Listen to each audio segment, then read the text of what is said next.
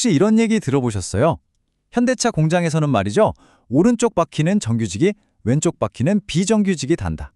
아니, 같은 차에 들어가는 바퀴인데 한쪽은 정규직, 한쪽은 비정규직이라니 운명이 너무 다르잖아요. 오늘 바로 이 기묘한 두 바퀴 이야기에서 시작해서 우리나라 노동계를 완전히 뒤흔들었던 한 거대한 법정 드라마, 그 속으로 한번 들어가 보겠습니다. 네, 바로 이 말 한마디가 당시 문제의 모든 걸 보여주는 거예요. 생각해보세요. 똑같은 공장, 똑같은 컨베이어 벨트 위에서 똑같은 일을 하는데 왜 누구는 정규직이고 누구는 비정규직이었을까요? 아니 대체 어떻게 이런 일이 가능했던 걸까요? 자, 그 기묘한 시스템의 속을 한번 들여다보시죠. 가장 큰 차이요? 뭐니 해도 바로 돈이었죠. 이 그래프를 보시면 그냥 한눈에 들어오죠. 똑같이 땀 흘려 일하는데 하청 노동자는 정규직 월급의 절반도 채 못 받는 게 현실이었던 겁니다.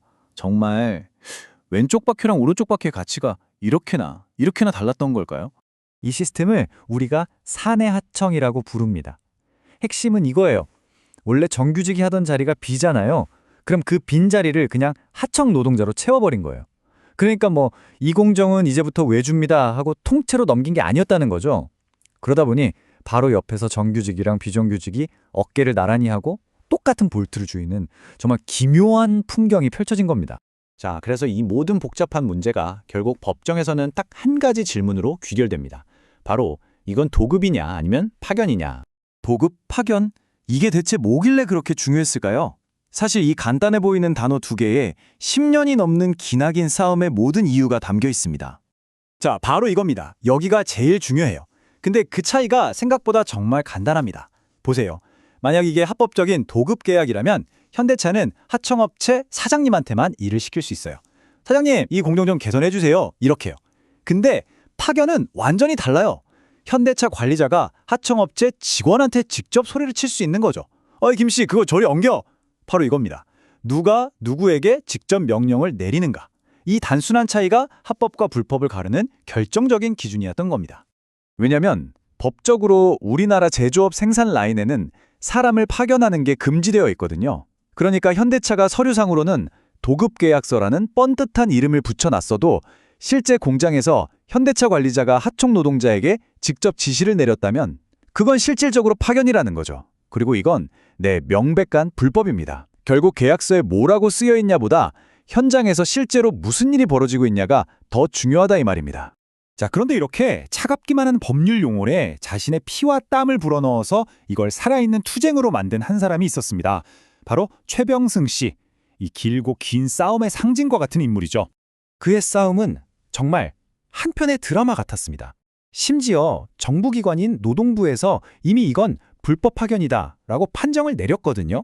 그런데도 1심, 2심 법원에서는 계속해서 회사 손을 들어준 겁니다. 이건 적법한 도급이 맞다고요.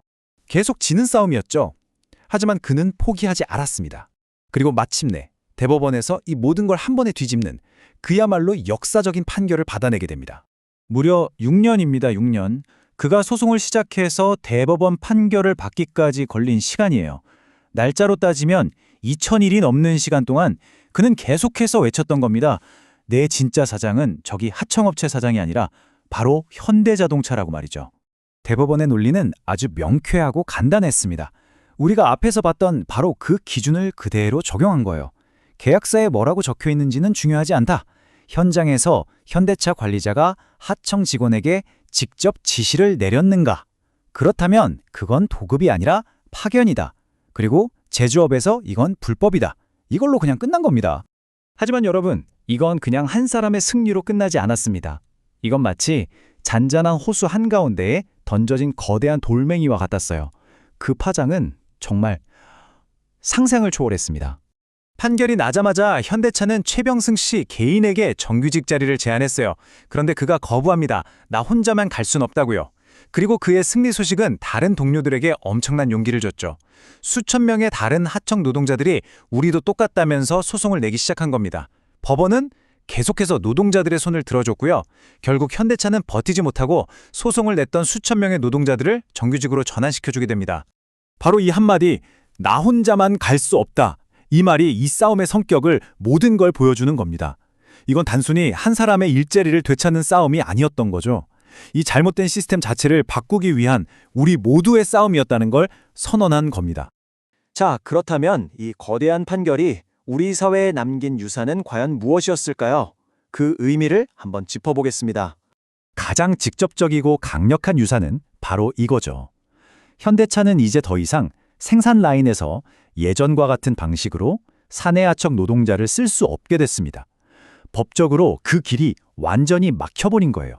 근데 그 영향은 여기서 끝나지 않았습니다. 첫째, 이게 현대차만의 문제가 아니었구나. 우리 사회의 제조업 전반에 이런 일이 벌어지고 있었구나 하는 걸 모두가 알게 됐죠. 둘째, 앞으로 비슷한 소송이 벌어질 때 아주 중요한 법적인 기준이 만들어졌습니다. 그리고 마지막, 이건 어쩌면 좀 아이러니한 결과일 수도 있는데요. 바로 이 사건을 계기로 현대차가 공장 자동화, 그러니까 로봇 도입에 훨씬 더 공격적으로 투자하기 시작했다는 겁니다. 바로 이 지점에서 우리는 또 다른 질문과 마주하게 됩니다.